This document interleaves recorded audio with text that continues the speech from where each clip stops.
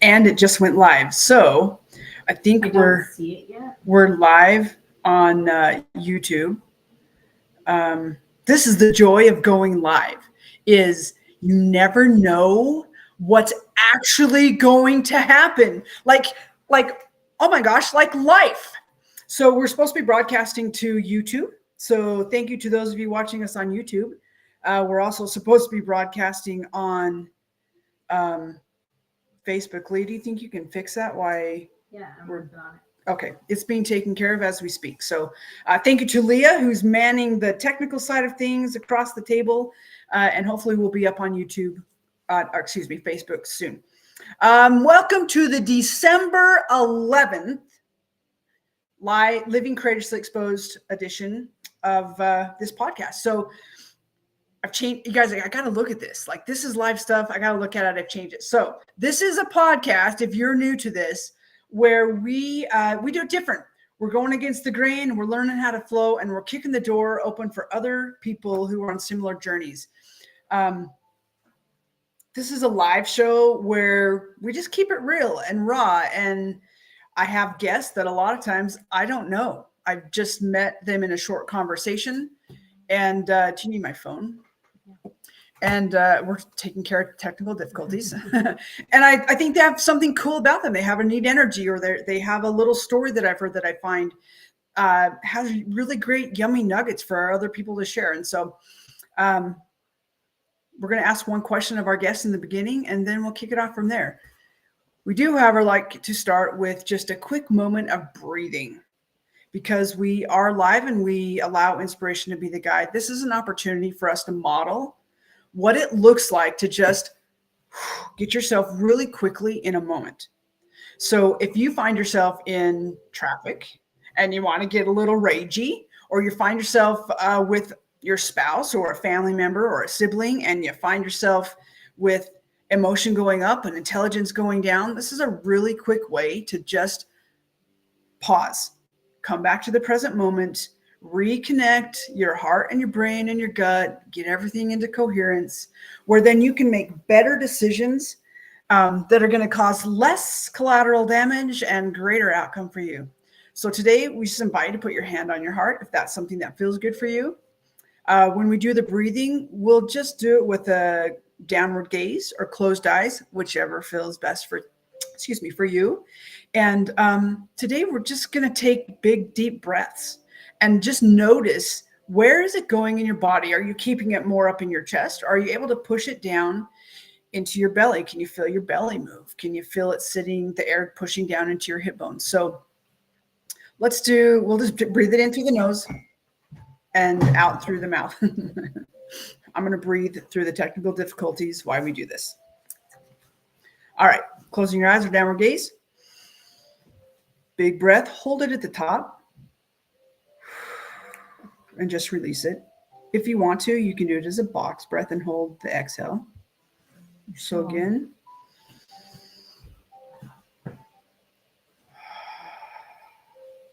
Another thing you could add to this is breathe in an energy or a feeling that feels good for you.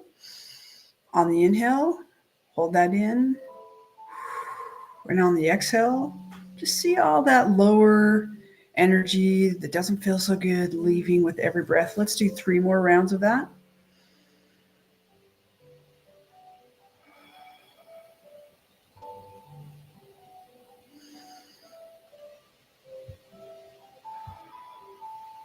And one more good big breath.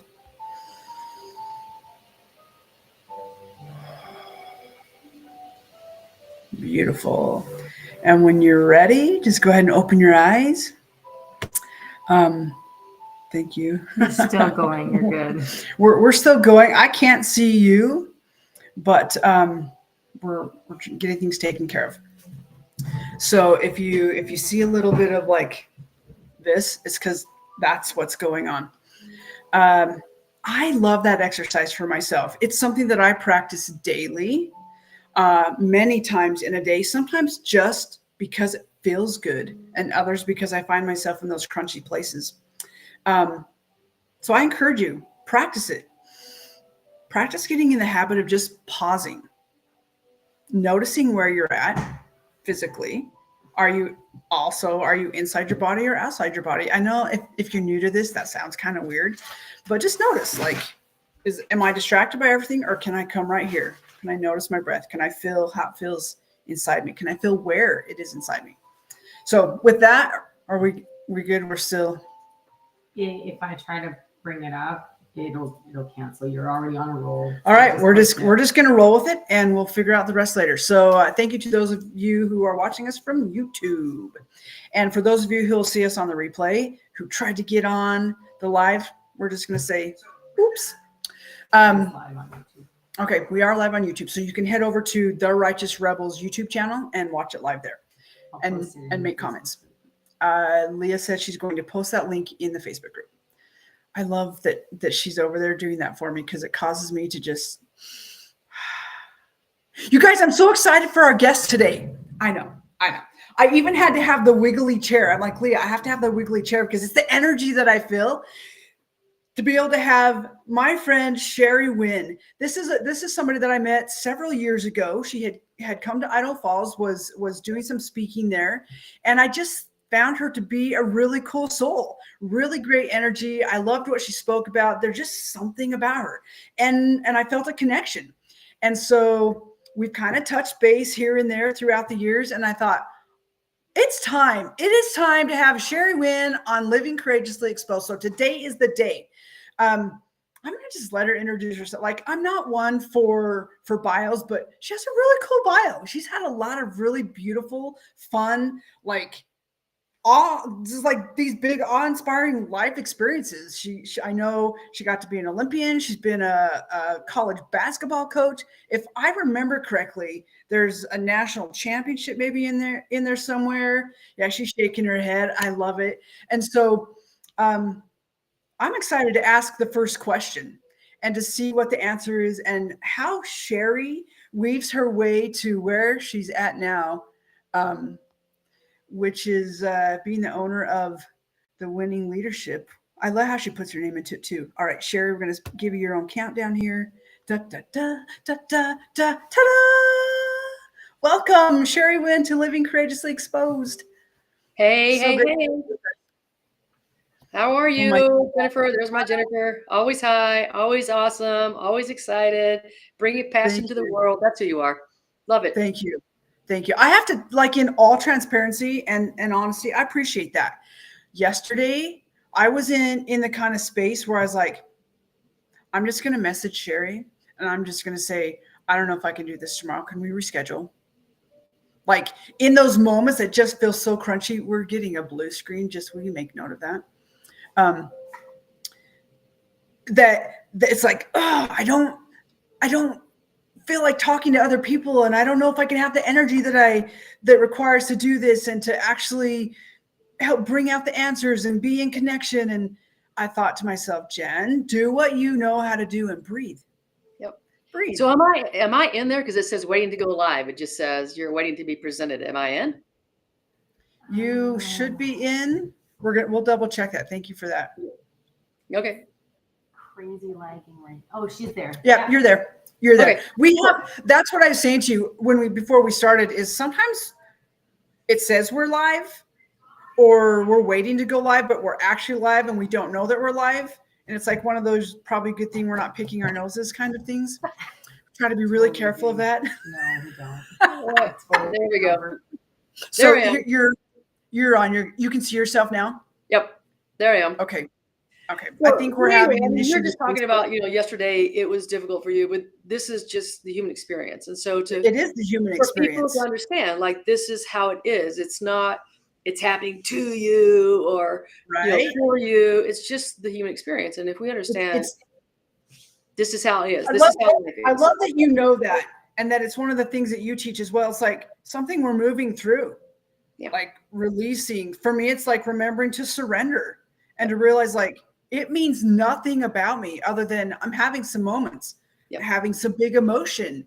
And it doesn't mean that I have multiple personalities or I'm depressed or I'm anxious or I'm all of those things. It means I'm the kind of person, like most humans, who experience big emotions and just got to let them move through. I got to cry it out sometimes. Yep. There were lots of tears yesterday. I think it just starts with the idea and the realization. Look, I read a book called Life in the Transitions, Making Changes at Any Age.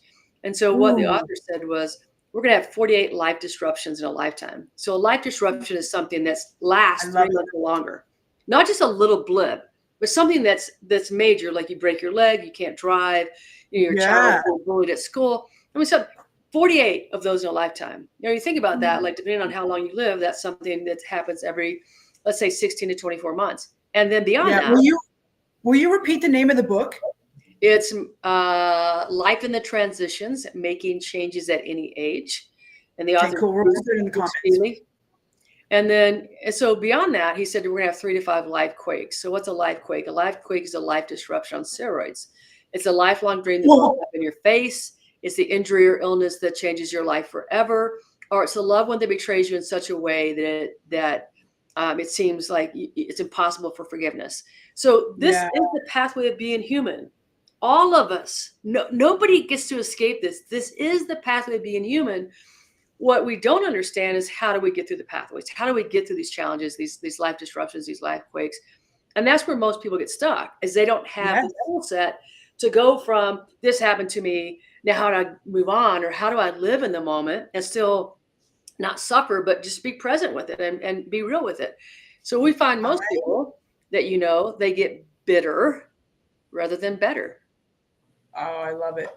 I love it. Oh my gosh. I love that you started with this, because I think that's going to be a beautiful theme and thing to remember as we weave through the life of Sherry Wynn and the disruptions you've had from the time you were, born into this world to where you're at now, like talking about, like, I choose better over bitter.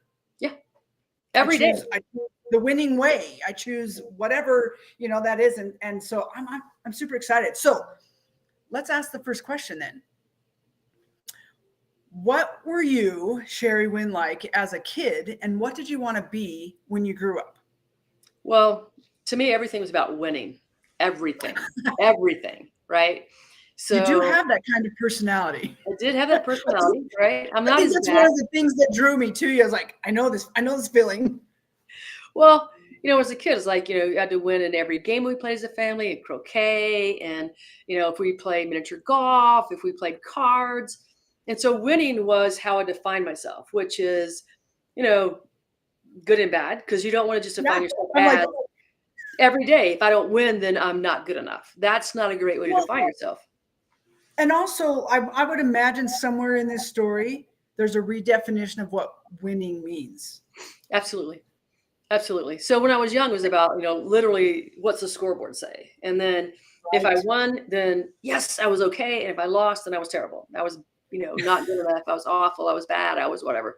All the adjectives that I used. So what I learned throughout my life, this is when I'd never played this sport called team handball before. I was a basketball player. I mean, I played volleyball and softball and those things. But when I was 19, I was introduced to the sport called team handball. Well, look, I didn't know anything about it. I still don't know that I know what handball. I mean, I've seen it. I've seen pictures of you. Will you describe it for myself and someone else who may not know what that is? So handball, which is European handball, we're not talking about racquetball, handball like that. Okay.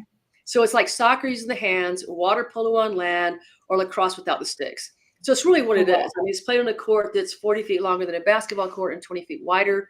The ball looks like a miniature soccer ball, and the goals look like miniature soccer goals. And so using your feet, use your hands. So you throw the ball into the goal, and there's a goalie there trying to stop it.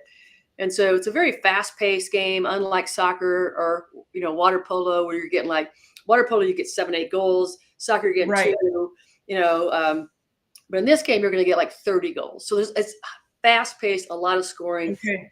So when I was introduced to this sport, I'd never played it. And I played for a couple of months, and then the team, it was a club team, and they said, we're going to go to New York City and we're going to play in a national tournament. Do you want to go? I'm like, sure. Like New York City, I'd never been there. I was 19. It sounded fantastic. Yeah, he's like, travel.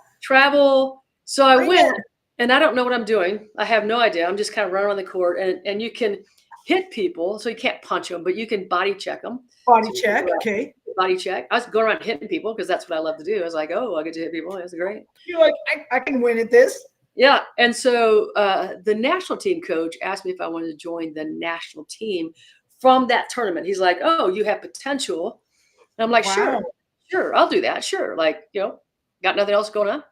So, but what I didn't understand was like how fast they moved us into international competition. So within 5 months total of being introduced to sport, I'm playing the Junior World Championship, and this was in Canada, in Montreal, and we're getting beat by like 27-5 and 30-2, and I mean we're getting just crushed.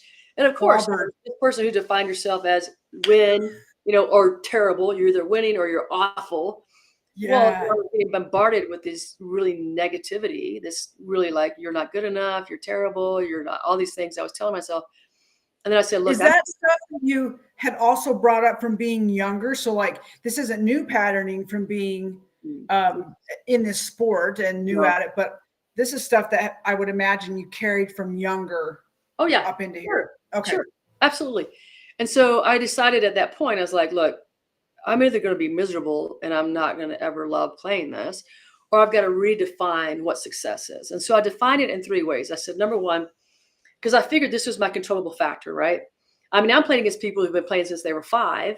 I started at 19. They have like 15, 17 years of experience on me. So I said, number one, did I give 100% effort? So if I walked up the court and I knew like I was done, like I couldn't run one more time up and down the court, I'd given everything I had, then that was a win. Number 2 was, did I never quit? Now, see, it's easy to quit. It's easy to quit in a game. Right. You see people do it all the time. They put their head down. They stop playing as hard. You quit emotionally. You quit mentally. You can quit physically. But if I felt like I never quit, then that was a win. And the third thing was, did I learn something from the experience? And if I learned something, if I grew somehow, then it was a win. So if I did those 3 things, I won. And that's been my definition. Say them again. Will you repeat those? First one is, did I give 100% effort? Number 2, did I never quit? And number 3, did I learn something from the experience? And that's been my definition of success ever since. And those are controllable factors. Those are controllable. Absolutely. So you can always, like, the thing is, if you feel good, you're going to do more, right? If you feel good about yourself, you're going to take more action. If you feel bad about yourself, you're going to do less. Yep. It's that cycle. Mm-hmm. Confidence, action, confidence, definition. Yep. Yeah, I love it. Yep. I love it. So what did you want to be? I'm like curious about this question. What did you want to be when you grew up? Oh, an Olympian. Like, boom. No, I wanted to be an Olympian like really early in my life. Really early. I saw the Olympics when I was 7. Did you have a specific sport? Well, I thought it was going to be basketball. Yeah, I thought it was going to be basketball. My mom was a basketball coach. And so I really, I was in her huddles like at age 4. I'm in the huddle. I'm listening to them. I'm sitting on the bench. I'm doing all that stuff. That reminds me of coaching when my own kids were little. Same thing. Oh, the picture of that, just like. Yeah. So I thought it was going to be basketball. And so, I was serious though. Like I was serious about being, at the age of 7, I saw the Olympics. And I'm like, that's what I want to do. So remember Jack LaLanne? Do you remember? I mean, this is like, I don't know if you can remember. He was like the first fitness guru. Oh yeah. So I get up in the morning with Jack LaLanne. I'm like, okay, let's go do, we're going to do jumping jacks. And Jack and I would do push-ups. And we'd do sit-ups. I love it. Jack and I would go after it, right, every day. So I thought I was in training like at the age of 7. Oh, you were. Like, sure. You were in your own heart and mind, like you'd started. You were on the path. Right. For sure. Way to go, Jack. Jack LaLanne. So for like now, we've got so many options. You got all these things on YouTube. You can find whatever. But back then, when I was a little kid, the only fitness guru on TV was Jack LaLanne. And so me and Jack would work out every day. I love it. Okay, so when did the opportunity to play handball, is that where the shift came of like, or did you still want to go to the Olympics as a basketball player? Like, where was that shift, and how did that affect you? Because that's a big thing. That is a big thing. It's a really huge thing. But So let's kind of back up so people get kind of like the picture of me growing up, because this is what's really important is we don't understand the beliefs that we gain from being a child. And those beliefs can affect us for our entire lifetime if we're not aware of them.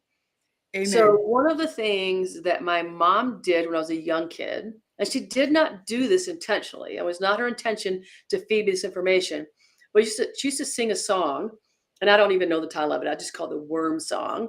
And the song was nobody likes me, everybody hates me. Yes. Right? You need to eat the worms. First you get the bucket, then you get the shovel, right? Ooh, how they wiggle and squirm. Now listen, this is what this little ditty, she'd sing. Nobody likes you, everybody hates you. How horrible to hear that song. And then when you're a kid, you internalize it, right? Like I literally thought nobody liked me and everybody hated me. And so I grew up with this belief system that nobody liked me and everybody hated me. So what I would do as a young kid, I'd go get on a little, elementary school team. And pretty soon I'd be one of the best, if not the best, because that was just, I was an athlete, right? It was just, it's your nature. Yes. Yep. And so, but also I thought they didn't like me. So imagine how this worked out. There'd be a group of girls talking, and they would talk, and I'd be over here, and I go, "Oh my gosh, they don't like me." They're talking about and me. And then I would create bigger distance.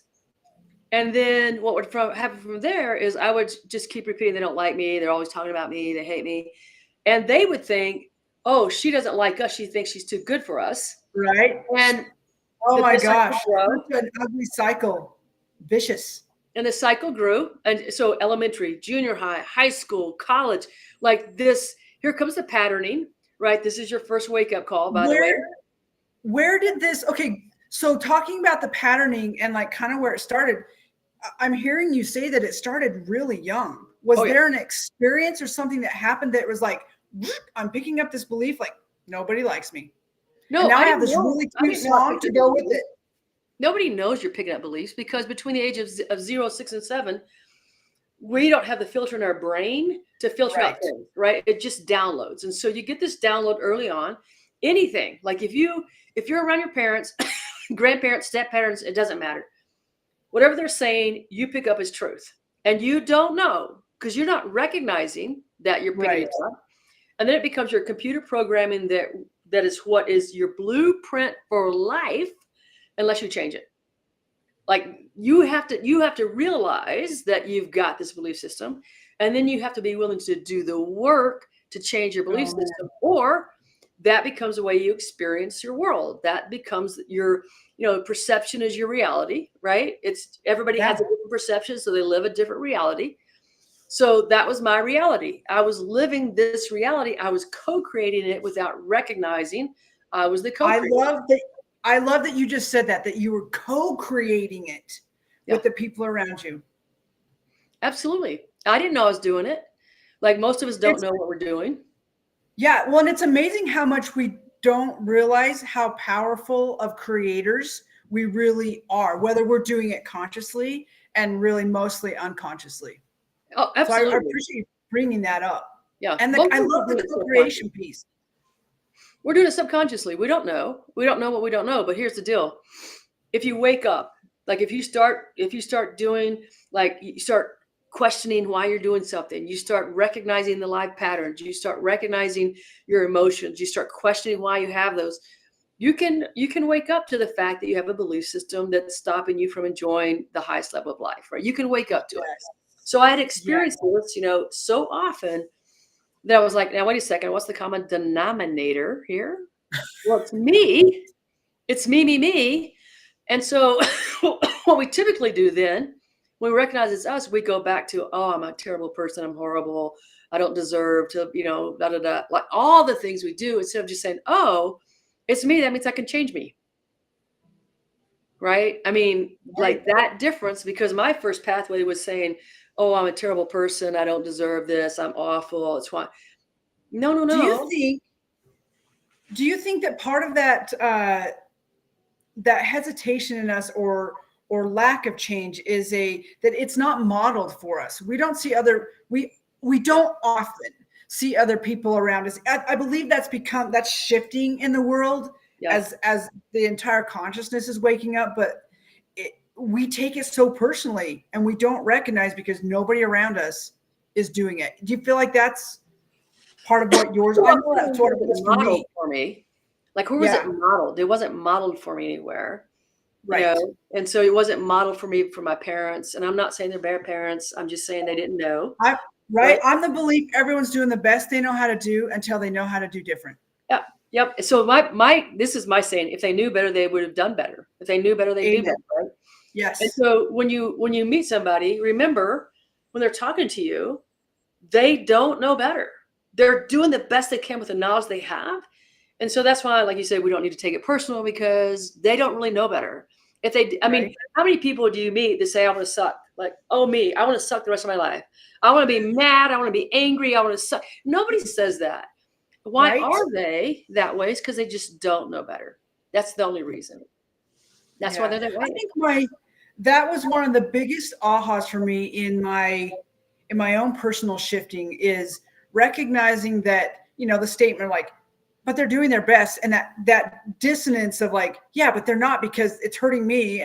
But no, they're not. They know different, but they actually don't know how to practice different. And it was that aha of like, oh my gosh, everybody has experiences that are healthy, unhealthy, painful, that cause us to show up in the ways that we do. And being able to say to myself, while their actions may be hurtful, what's happened to them that's causing them to show up in that way? That was such a game changer for me in my world and how I showed up with people. Yeah. Yeah. Because they're not doing it to you. They're doing it from their knowledge. And so, people don't wake up. Sometimes they don't wake up their entire lives. They don't know. They don't know the programming they have. They don't understand it. And so they're just doing what they know. And they don't know how they just don't know. They don't know how it harms themselves or how it harms somebody else. They're just doing what they know. And so the interesting thing is, as I've aged, and so I can go back to my parents, and I'm not judgmental, about it. I'm curious. And so there's sit in curiosity versus judgment. So many people sit in judgment. When you're in judgment, you can't see anything. Like it's all colored different. But if you're curious, I can sit there and I can watch them. I'm like, oh my gosh. That's why I live that way. That's why I believe that way. That's why I had those experiences, is because all that programming they went on early that I didn't know that I had, so I know my parents, again, I'm not mad at them, not judging, but they're both. We love you, Sherry's parents. Yeah. But they're both victims. And so they blame outside events, other people or circumstances for why they are who they are. So I grew up as that victim. I grew up as that person who did the same thing for decades. For decades. It's all you knew. It's all you knew. Yeah. So it wasn't like I knew that I was doing that. I was like, oh man, those officials, they hate me. Victim. Right? Oh, that coach doesn't like me. That's why I don't play. Victim.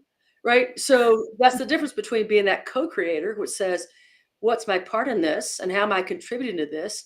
So then I can change it, versus when you're a victim, there's no possibility for change because it's them. They did it. Can't believe how mean they were to me. I mean, it's that victim mentality, which gives you no power, right? No power. So I grew up with no power. Question with that, because we have the opportunity. Everybody has the opportunity to learn these things.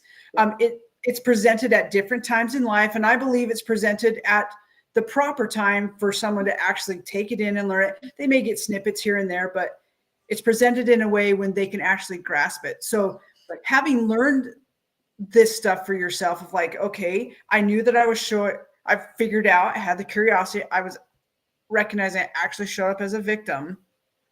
Now that you have this tool in your tool belt or toolbox, like I've been asking myself this, like how often do you feel, because it still creeps in. Oh yeah. Like, and we're talking like, we know it, we can practice it. How often do you find yourself in that space of like, oh my gosh, I'm acting like a victim? And how do you now move yourself out of it?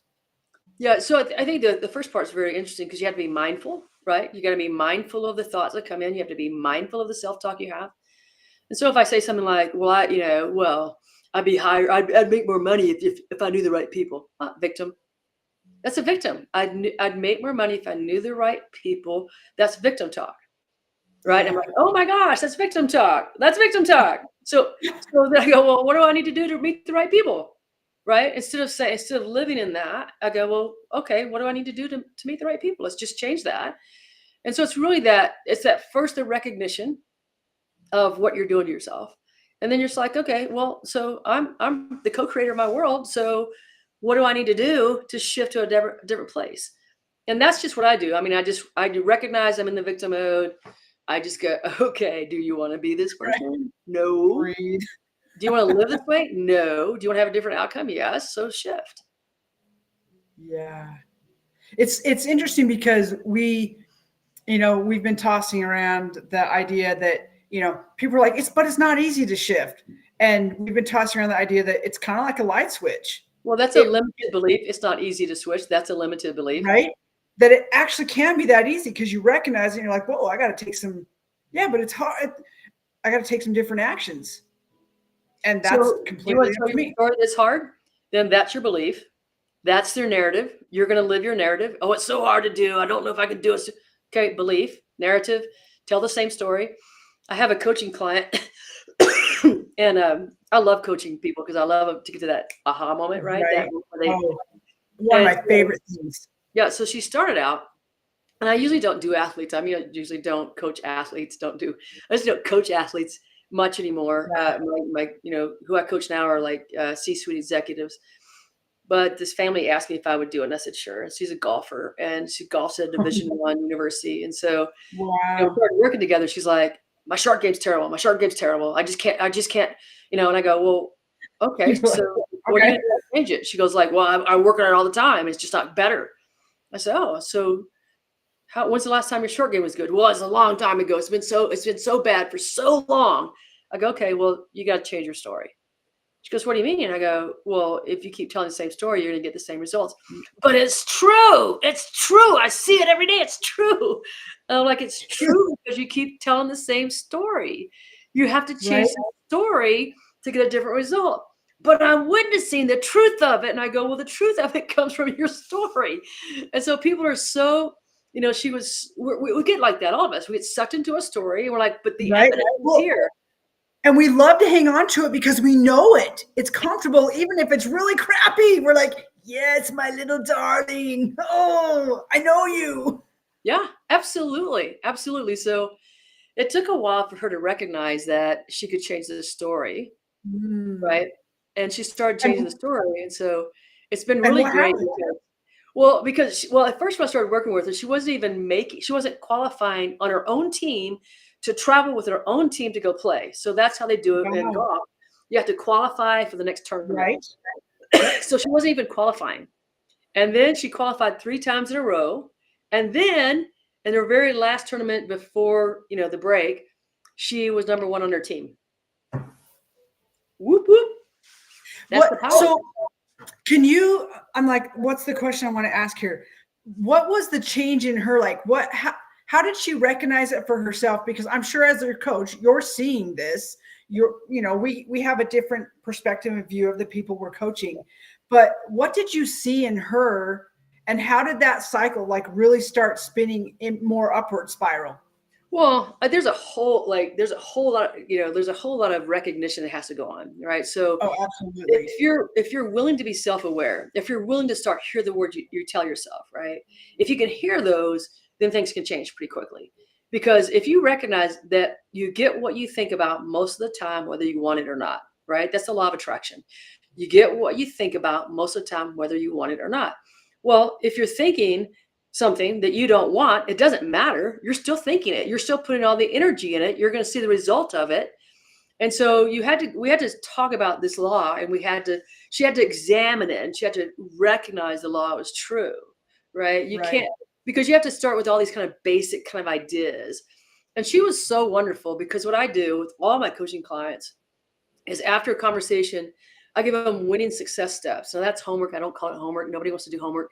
It's winning success steps. Exactly. And these are all self-reflection steps. So she was so good. Like all my people turn them in because I won't coach them if they don't. Like I just don't. I'm done. You can. I love it. we get to set our own boundaries and teach people how to do the same. Right. Well, I want them to be successful and not going to be successful if they don't do Yes. the work. But she was so good at doing the work. I mean, every single time I send her winning success steps, I usually send about 7. I mean, she'd have like these long paragraphs of really like deep dive reflection on all these questions. And so she was getting at a very fast speed, realization, because she would answer it and she goes, that's a really stupid thought. I mean, she would say that, like, now that I've written it, I can see how silly that is. And, that's the kind of thing that really helped her evolve quickly, because she's recognizing her own silliness after writing it down. Right? She's recognized, she goes, well, that's not helping me. No, it's not a helpful thought. And that was what moved forward.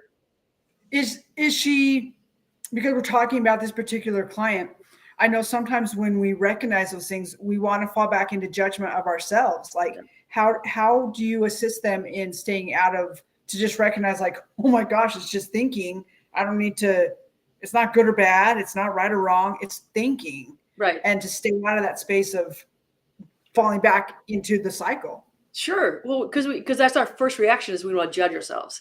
Right. And then we want to judge the judgment of ourselves. So now we're like, right. And so now we're in this really bad space. And so the question is, how do we move from that space? And it's like, well, is this helping you or hurting you? So how do you feel when you're judging yourself? Is that helping you or hurting you? What does it feel like? Well, it feels dark. So what does darkness feel like? Does it feel good or does it feel bad? It feels bad. I love that question. Right? I love that question. So it's really about, because because the truth, look, the truth always feels lighter and a lie always feels heavier. So when you're judging yourself, it feels heavy. That's a lie. Yeah. Always. I love that you're bringing that out, and that you're bringing it to feeling back inside of ourselves, like really learning how to recognize and hear our own voices, really get down and find out what our beliefs are for ourselves. Absolutely. What is actually ours versus what's put on us. I keep having this question come to mind, talking about judging the judgment. And it's on the opposite end of the scale of, like, when we start having this recognition that we can do things differently, we can make different choices, we can take different actions, we can believe something different, and we have that feel good feeling, but then we want to feel bad because we feel good. What's your experience with that, and how does that show up in some of your clients? Like, that's an experience I've had recently in the last few years, and it was such an interesting moment to go, why am I wanting to make myself be bad and feel bad because I feel good? Well, that goes back to self-worth, though. I love that you're laughing. I think that whole thing goes back to self-worth, right? Yes. I mean, because you don't feel like you deserve to feel good. So if I truly, I'm still judging myself, right? I shouldn't feel good because people shouldn't feel good. Somewhere we learned that, like, that's a limiting belief, right? And if I feel good, then I'm really not a good person, because people shouldn't feel good. Because look at all the stuff going on in the world. Oh my gosh, there's so much terrible stuff going on in the world. I need to feel bad. But if you're feeling bad, what do you bring into the world? You're not bringing anything good to the world. I don't want to contribute to the bad. Let's change into the feeling good. But I think that really goes back to this worthiness issue, which most of us struggle with. Am I worthy? The unworthiness that we're taught. Like, people go, where do I learn that? I'm like, we're taught it. We're taught it in churches. We're taught it from our families. We're taught it from TV shows. I mean, we're taught it in just almost everywhere you look. In school. Yeah, in school. So where are you taught worthiness? It's more like a value. Yeah. I mean, we're not taught to be worthy, right? I mean, even think about sports. So you go play and then you don't play well. So what does your coach do to you the next day? We're going to beat you up. We sucked. We weren't good enough. So we're going to run. We're going to, there we go. You're unworthy. Bam. You're not good enough. We're going to punish you because you're not good enough. I mean, how many times did I experience that as an athlete? All right. So it's so funny and amazing that you brought this up, because I thought about that a lot when I was coaching junior high basketball. Like, that's my fame of coaching junior high basketball. These girls who they're gangly and they're going through, hormone body changes and mind changes, and they're not always there and they don't catch on sometimes. And I had watched other people do what you just talked about. And I thought, I want to do that differently. And I know how I did it so that it wasn't about their worthiness, or it was more about like, hey, just noticing some weak spots. So this is how we're going to remedy this. How did you do that as a coach on a higher level? Yep. So that it didn't. Early on, I was really good. But we all start out crappy. I had to learn. Yes. Right. I love it. I love the humility and honesty of that, though. Yeah, we weren't gonna. I promised myself, and even early on, I promised myself I would never punish the team for playing poorly. Like, this is the only time I punished them. The only time that I really punished them was when they didn't try. Like, to me, you give up, you don't try. Okay, we're gonna be on the line. We're running like that. That was my line. Because I wanted them to know that that was a controllable factor. You could always try. You could always, give your best at that. Your best was at that day. That's part of your top 3. Yeah, part of my top 3. But, we would focus on, we're not, we didn't rebound well, so we need to be better rebounders. So we're going to work really hard on rebounding drills today. We're not good at this. We're going to work really hard at improving that thing. Well, I'll tell you a great story, because this is one of my favorite stories to tell about my team. Is we were ranked number 1 in the conference. We go to play the number 16th ranked team who'd only won 2 games. So we go to play them, and no problem. We're horrible. We end up winning by 1 point on a last-second shot. That's how we won. So I go down the locker room, and by this time, I'm pretty smart at realizing you're not going to resolve anything when people are emotional. Like that, that's not the time to talk to your team. And so I just said, hey, you got to feel good that you found a way to win. Like, you played really poorly. We all know we did. Still come out with your heads up knowing you still found a way to win. And that's all I said. And so I walk out, and I'm like, we were so bad. We were just terrible. It's almost funny because how bad we were. And so the next day, though, instead of punishing the team, this is back when you had actual videotapes, and now we do everything streamed. It was actually when you had tape. And so I put a piece of cardboard on the floor. And I said to the team, I said, look, we're never going to watch this game. And here's what we're not going to watch it, because it wasn't you. This is not who you are. We're so beautiful. We're not going to pay it any mind. But what we're going to do is destroy it. So what I want you to do is we're just going to destroy this till there's nothing left of it. You're going to stomp on the tape. Everybody gets a chance to stomp on the tape to destroy it. And I want you to tell me one thing that you gained, one experience you learned from this. And then we're going to let it go. We're never going to talk about it again. And so we put this piece of cardboard out, we put the tape on, and players would like stomp on the tape. They're like, I'm always going to be ready for any opponent. Next person, boom. I'm always going to prepare emotionally and mentally. Like, I need to prepare every single game. Bam. They just all did something, and we just destroyed the tape and we let it go, and we won out.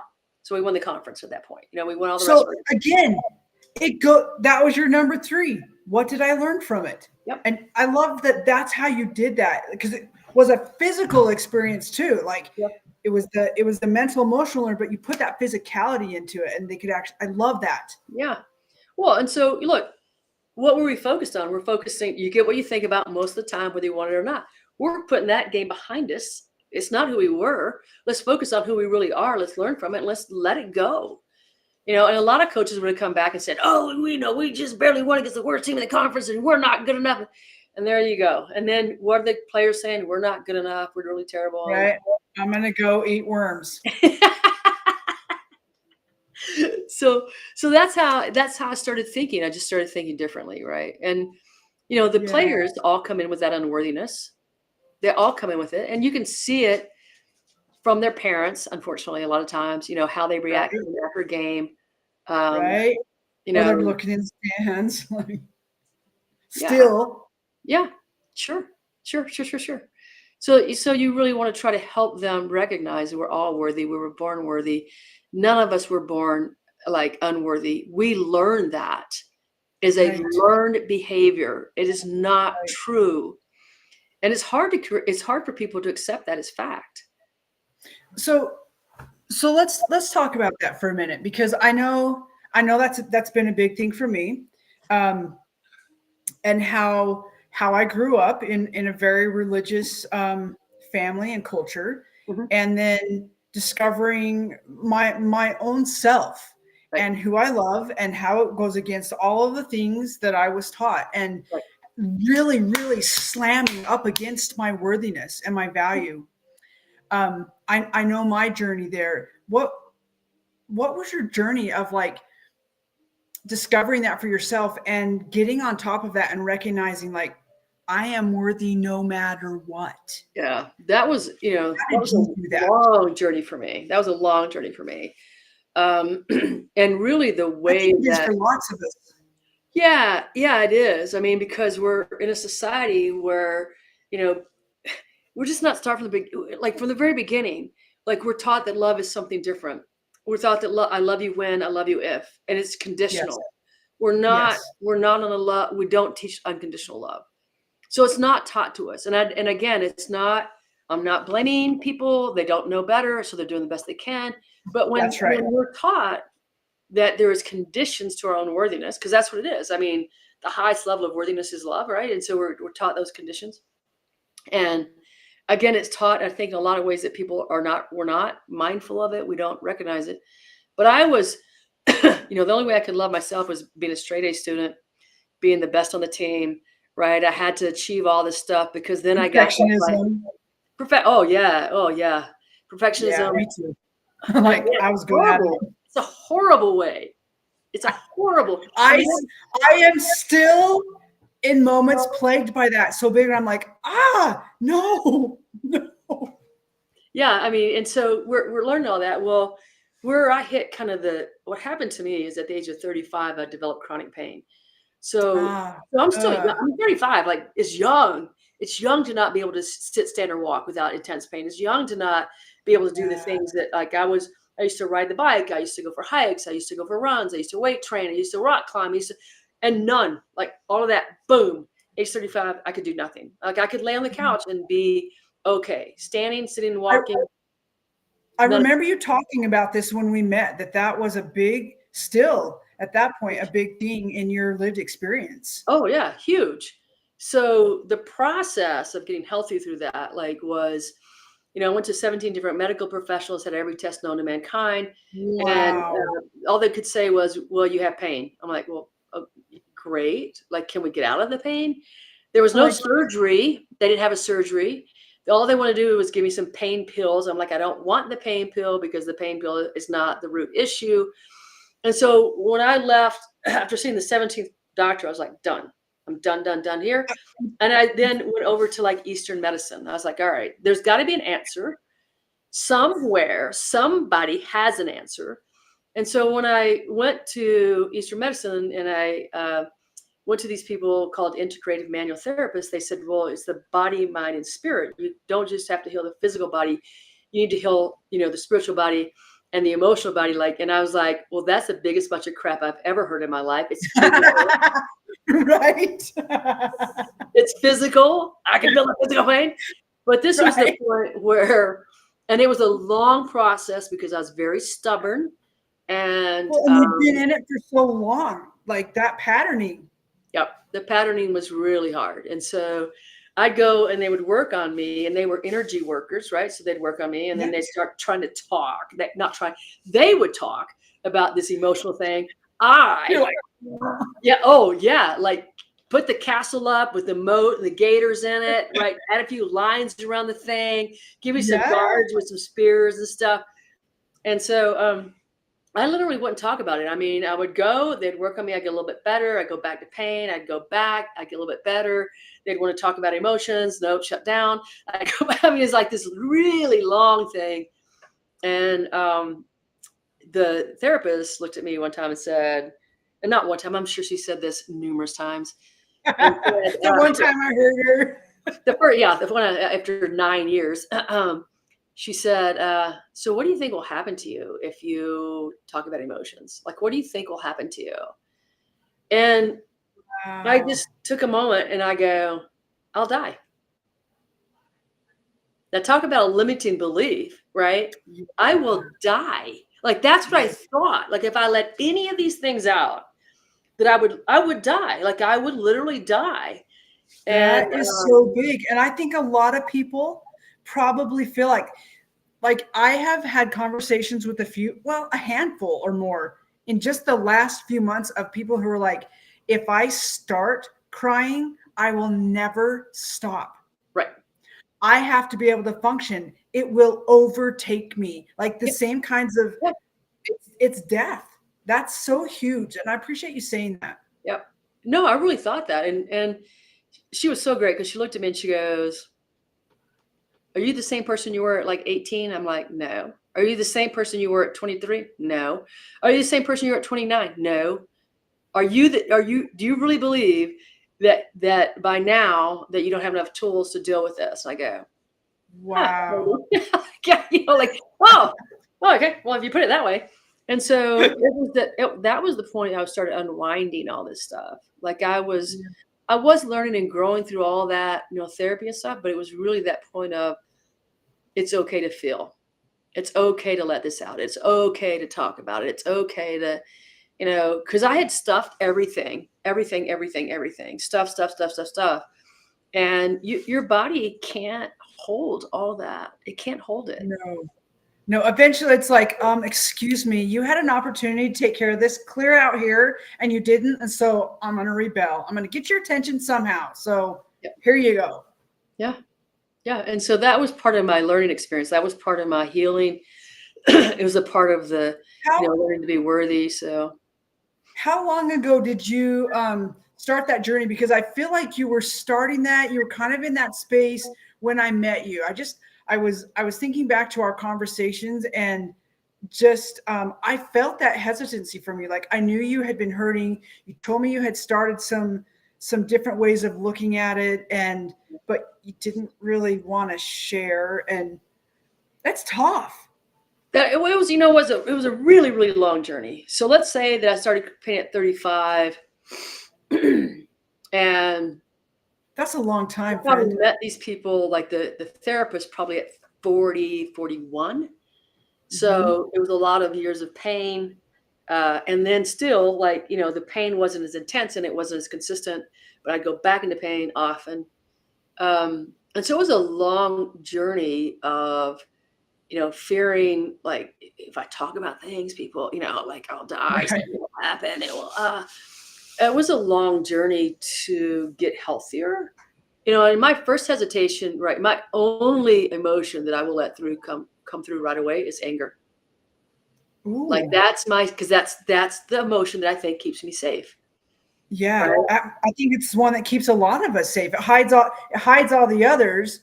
Right. Allows us to like lash out or take action. Yeah, you're good. You're good.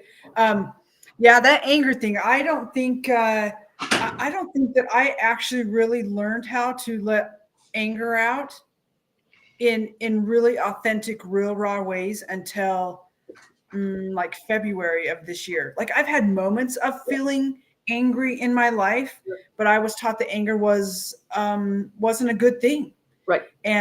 But the reality is having for myself, having the opportunity to feel that and being given a safe space to feel it, like 2 days of intense feelings and tears and just F words and just swearing and being angry and going, who the hell am I right now?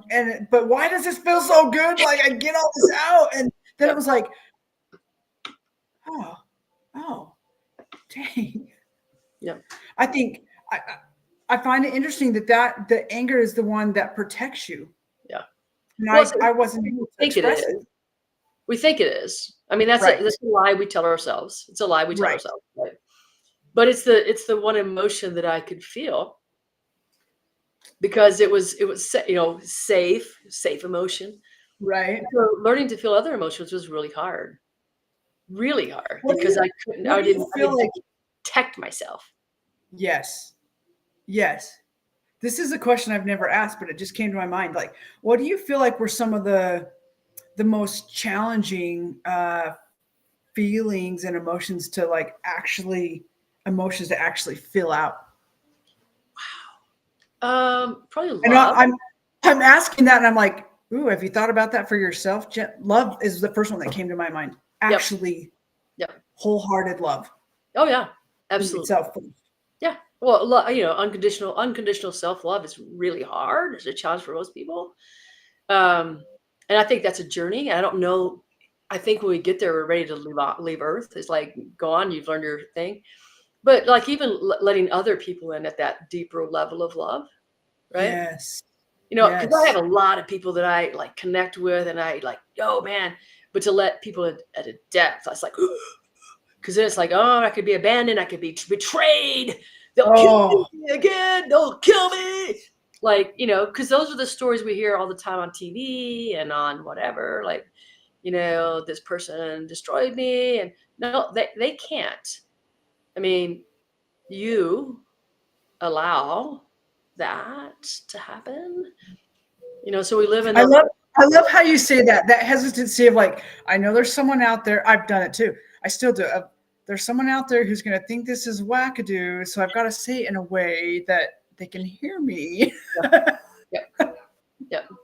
Well, like, you have some responsibility in that. Yeah. I really believe we're co-creators in our world. I really think that we are. And so yeah, when we're experiencing something, we need to think about, I mean, just think about all the stuff that comes in your head, like this crazy, insane stuff that comes like unbidden and just like boom in your head, like what? And if we entertain it, that means we're inviting that energy toward us, right? We've entertained it. And so what do you do? Like, it's so funny that you say that, because that's seriously been my last 2 days. It's just like so much shiz, just bombardment. Yeah. And I'm like, what is going on? And I know, because I'm in the situation, I made a post about this yesterday about Leah, like my own battles, and that I'm battling myself, I'm battling Leah, we're battling each other, but it's our patterns and our stories. Yeah. But pausing and taking that moment to just sit back and go, watch it all just spin and bounce around and go, oh my gosh. Yeah. So how do you deal with that when you find that bombardment of stuff coming in, so that you don't fall back into that old patterning of like taking it personal? Yep. You're not making decisions from all the crazy sauce going on, but going, what's my heart say? Where's the calm space? Yeah. How do you get yourself in that space in those moments? Well, I think the first thing is I don't let it go too long. Like, this is where the mindfulness plays out, right? So if I hear some craziness come in, I don't want to let the story play out, because that's what we do. We let the story play out, and then we play the story on our head, and we keep adding to it, and then all of a sudden it's like, oh my gosh, it's bigger. But I'm out of control. Early, so I love to do this thing called Ho'oponopono. It's I love Ho'oponopono. Yes. Tell us more. Well, it's a Hawaiian prayer, and it just is like this: I'm sorry, please forgive me, thank you, I love you. Right? So let's say a crazy thought comes in, and I'm like, I'm sorry that I'm thinking this thought, that I allowed myself to go here. Please forgive me for entertaining this thought, like for going down the rabbit hole with this thought. Thank you for the awareness. I don't have to live in this thought, and I love you. And so, you can say that in many different ways, right? You can say it to your higher power. You can like mentally say it to another person. You could say it to yourself. Like you can say it several different ways. And so I will say that several different ways until that's past, it's gone. And I can feel the light in the body again instead of the darkness, right? And that's my favorite quick go-to, because it doesn't take long. It doesn't. I say it's so simple. And I don't know about you. Sometimes I just say the words. I don't even elongate the sentence. I just say, I'm sorry. Like, please forgive me. Thank you. I love you. I actually put the I love you first, because that's how I learned it. But, and even just saying those things, like there's a shift. And I sometimes have to repeat it several times. But I love that you brought up the elongating it out. Like, I'm sorry for, oh my gosh, that I took the time to entertain this, and give a little more depth to each of those phrases. So thank you for that. Yeah. And it's just one of those, there's other tool things, but that's a big one, because it's quick, it's simple, and you can do it right away. And it shifts like immediately. It can just, wherever you were, like wherever I was doing. And sometimes I do it 3 or 4 times, because if I'm still in the, I'm letting my mind play out, and I need to let it go. But I think part of that too, though, is when people learn to do meditation, you learn that you have more power over your mind than you thought you ever did. So if you're meditating, you're meditating along and a thought comes in, and you can stay with a thought, but meditation teaches you, oh, a thought came in, release the thought. I'm going to go back to focusing on the breath or whatever it is, thought comes in, you can release the thought. So you have the power to release it, and you're really mindful of it coming in. If you don't meditate, I think it's harder to be mindful.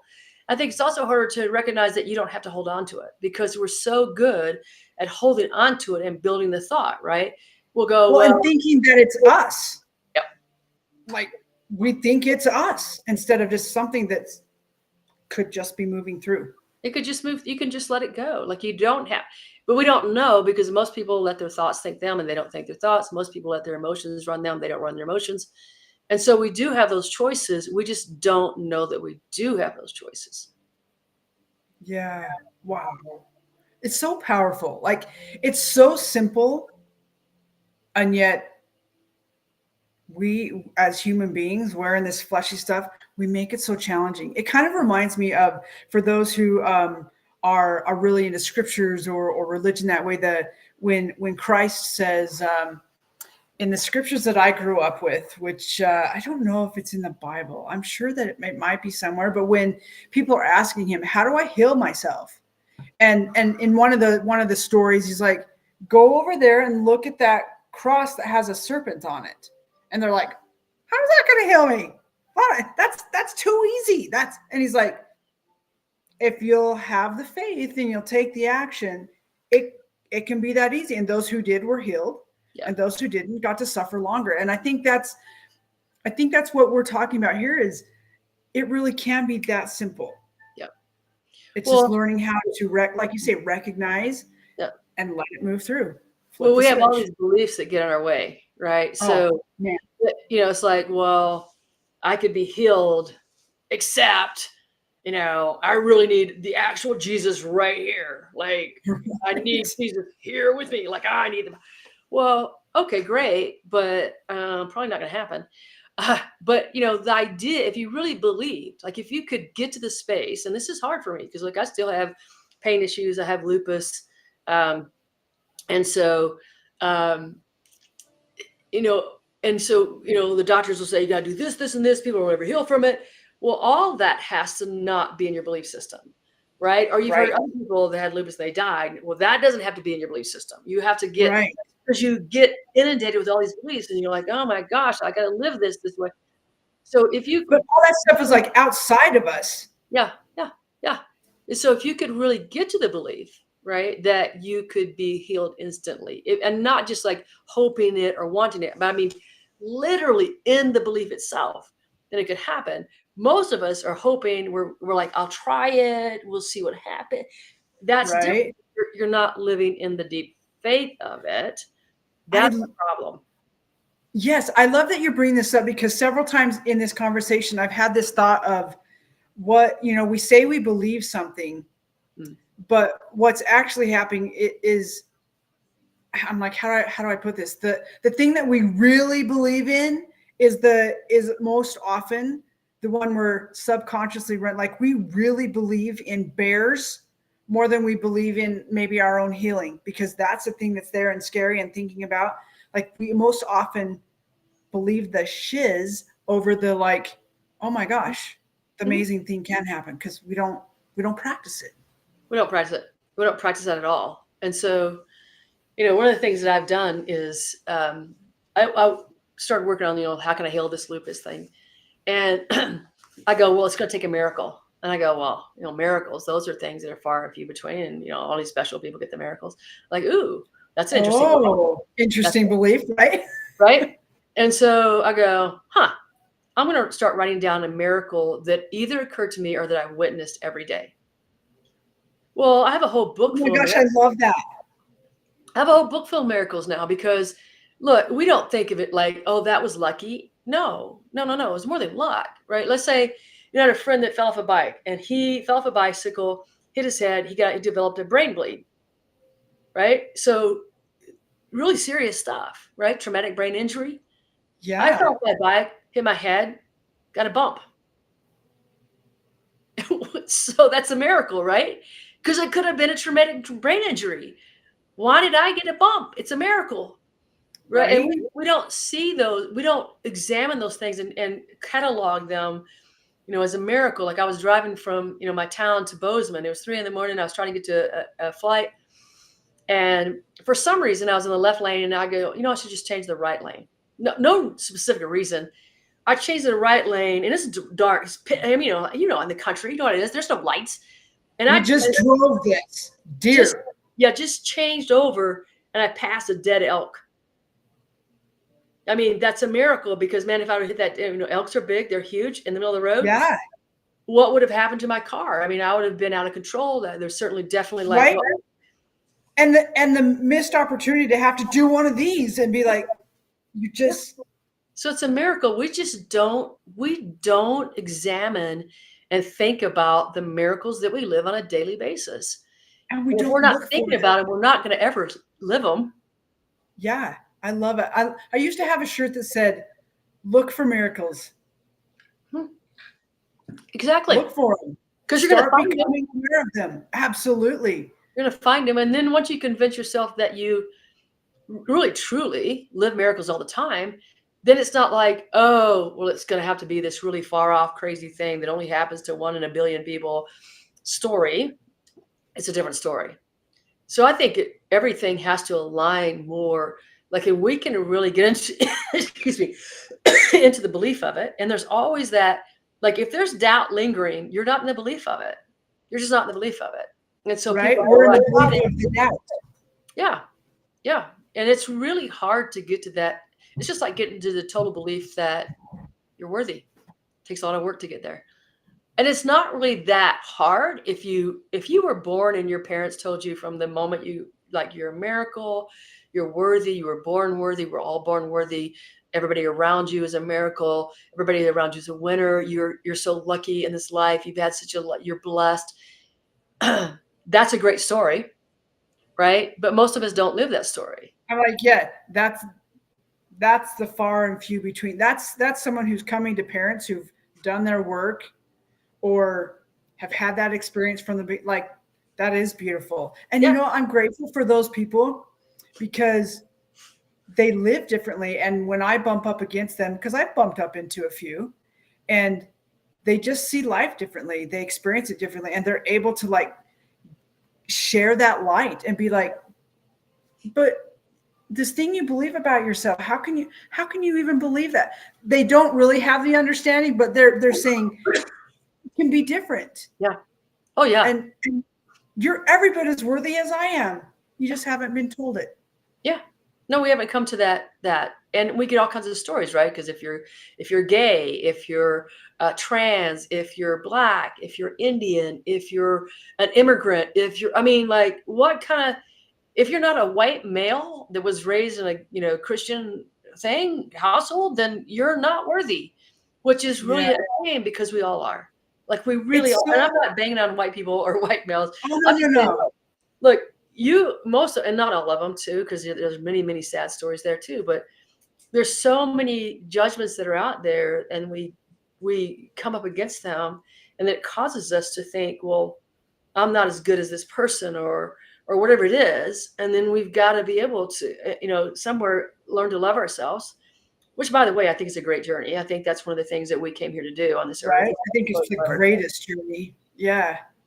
But I think it's really, really hard for so many people I agree. When there's so many things telling you that you're unworthy, that you're not deserving, that you're not lovable even. Yeah. I think that's it. That you bring that up. I was thinking back to my own story of my worthiness and really having to bump up against it. And like I say, I grew up in a religion that it's high demand. I believed it. I loved it. I lived it. There's so much good that came from it. And then one day I was standing in my front room after owning my own sexuality and the changes. It wasn't changes in that. It's just my recognition of it. And reading a document that I had hung on my walls that comes from the religion, and going, oh my gosh, like I don't fit that anymore.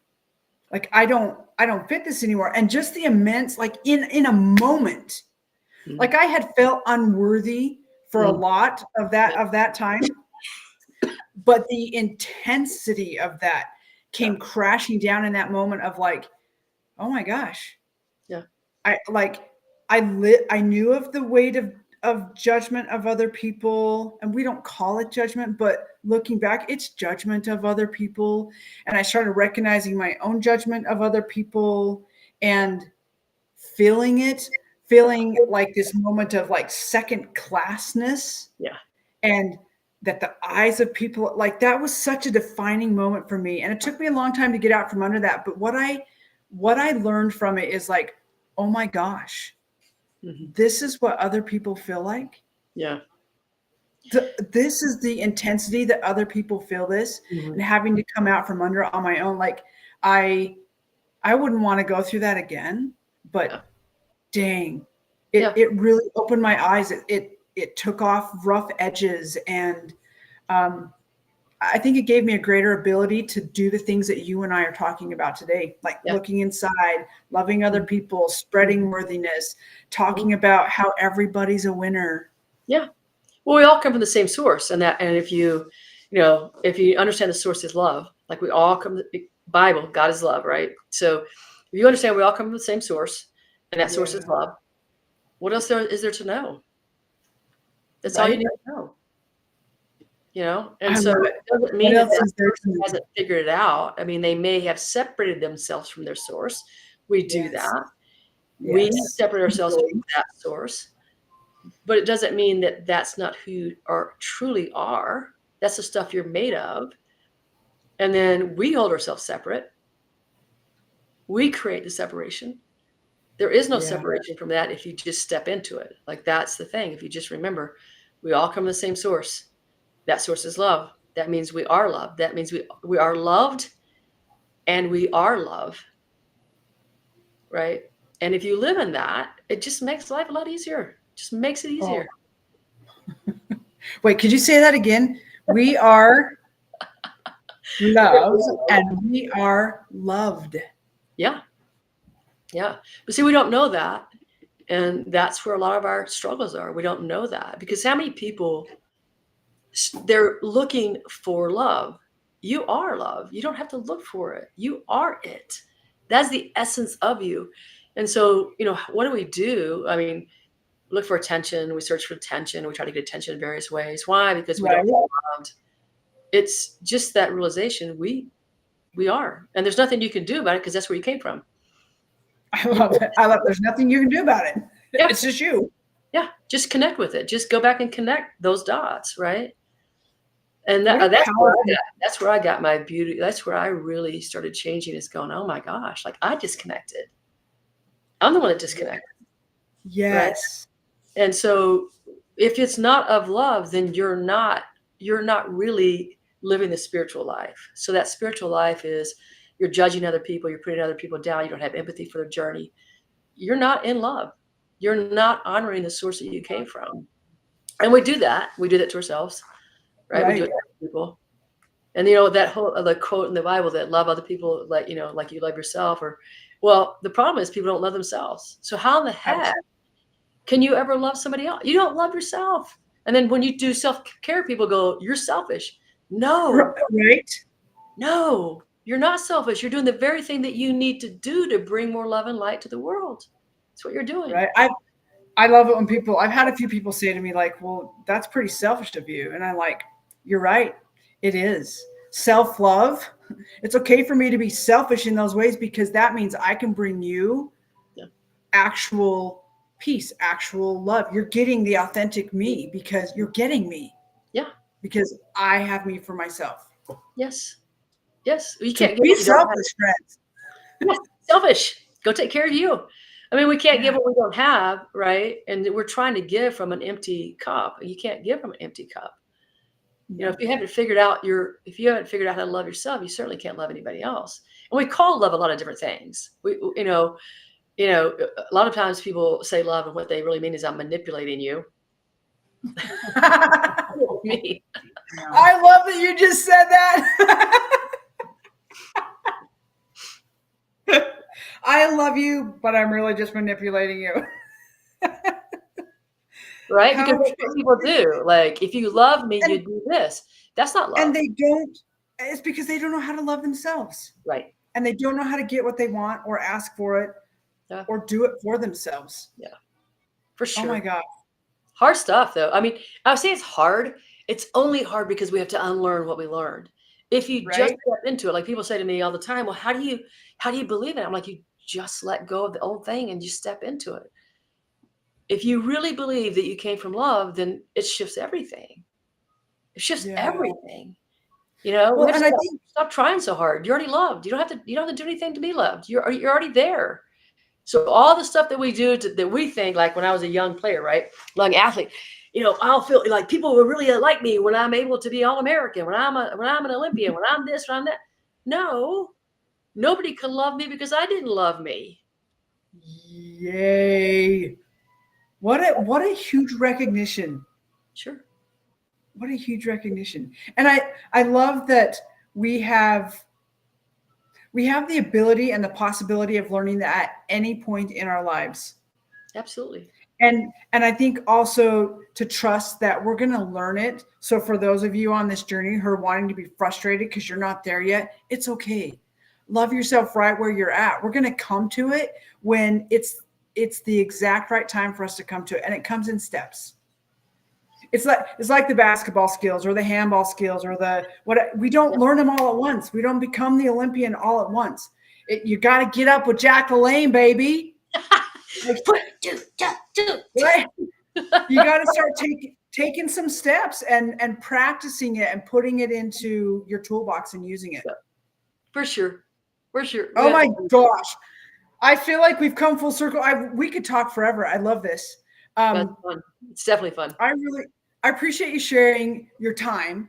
Time is valuable, but even more than that, sharing your heart, which is the most valuable, and sharing your journey a little bit. I know that we could go in deeper, but I feel like you've given us really beautiful stuff. Thank you. And for those of you who are listening, I hope you go back and check out the notes that Leah has put in, or go back and listen again.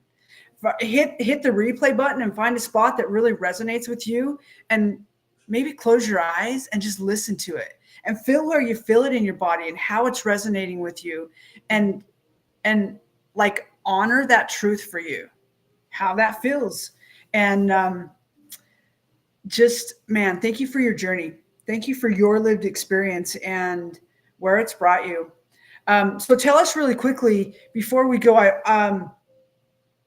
like what are the 5 like quick words of wisdom? I think you've given us 3 of them. What would be another 2 that you live by, just that help keep you going, keep you out of victim, keep you in that self-love space that other people could use quickly as well? Well, I think we go back to something we said. First of all, is replace judgment with curiosity. Like really replace with curiosity. Just, that's interesting. I love curiosity. Yeah, just that's interesting. Why did I say that? Or that's interesting. Why did I do that? Or that's interesting. Like just live in that space. Because it changes. Because when we're in judgment, we want to self-punish. There's no reason to self-punish. You are loved. You are loved. There is no reason to punish, right? So that's a big one, I think. And then, the other thing is you come from source. So you came from something that is just the most amazing thing ever. Source is love. And so source understands love at bigger levels we ever could. But if you know that's where you came from, there's no unworthiness in you. You can't be unworthy if you know that that's where you came from, because that's the most powerful thing in the world. Love is the most powerful thing in the world. So live in that space of knowing your power.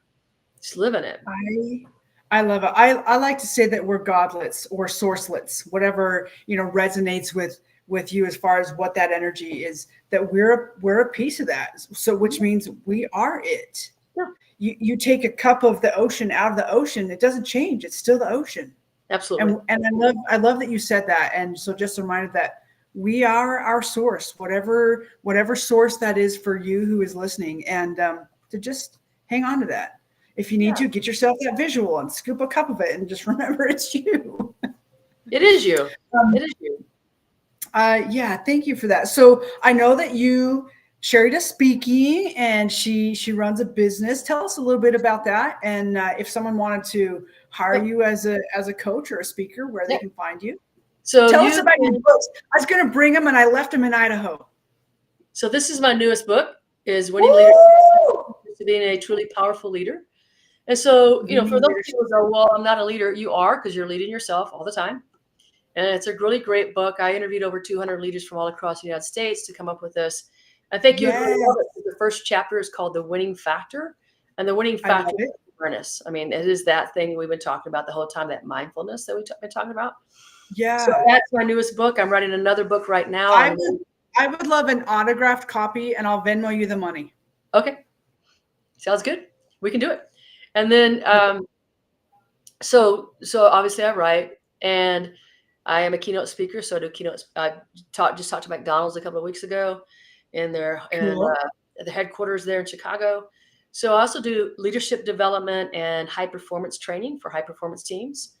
And then of course I do coaching. And so people will say, well, what do you coach? Well, I coach leaders, but also coach just like when I say I coach leaders, look, you're a leader. Everyone's yourself. a leader. So there you go. There you go. And you can find me at www.thewinningleadershipcompany.com.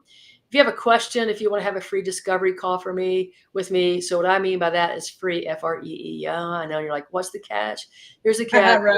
If you get a free call with me, you have to promise to rant and rave about me to other organizations, associations, and people. If you do that, we can sit down and have a call together where I guarantee you 3 big takeaways that will change your life, guaranteed.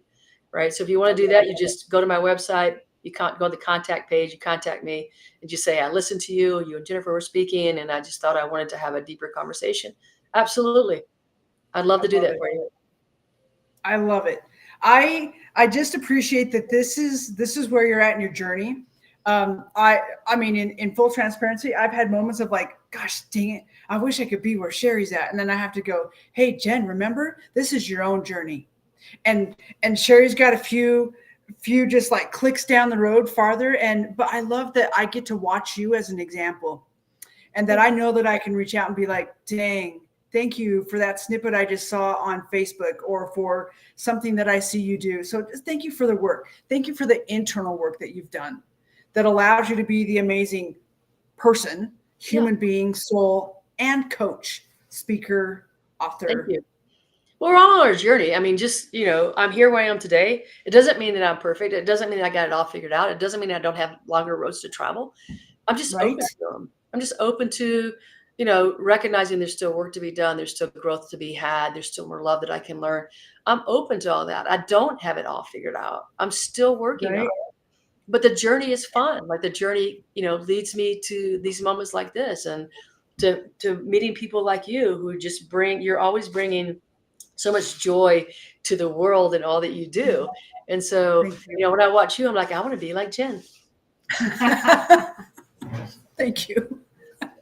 I know. Isn't it funny how we do this? This is what I tell people. It doesn't matter if you are a stay-at-home mom, if you're a school teacher, or if you're the president of the company. We all have the same feelings and emotions at some times or another, and we want to be like the next person, even though they look like they have a thing.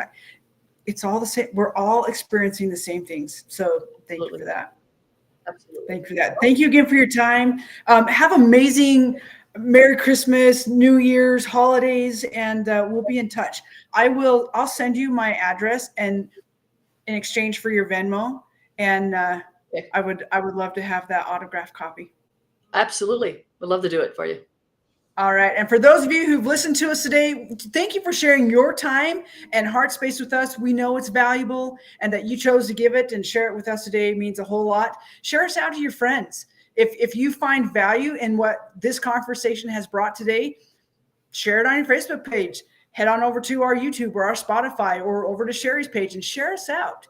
And that's the greatest compliment that you can give us. Let other people know that we have value that you think is worth sharing. And happy holidays. Merry Christmas to you as well. Be safe. Be smart in what you're doing, and love yourself. Above all, love yourself. Know that you're worthy and you have value beyond measure.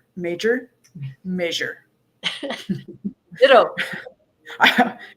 Thank you. I was going to sing a song, but I'm not. I'm just going to say, remember, be bold, be courageous, be a rebel. We'll see you soon.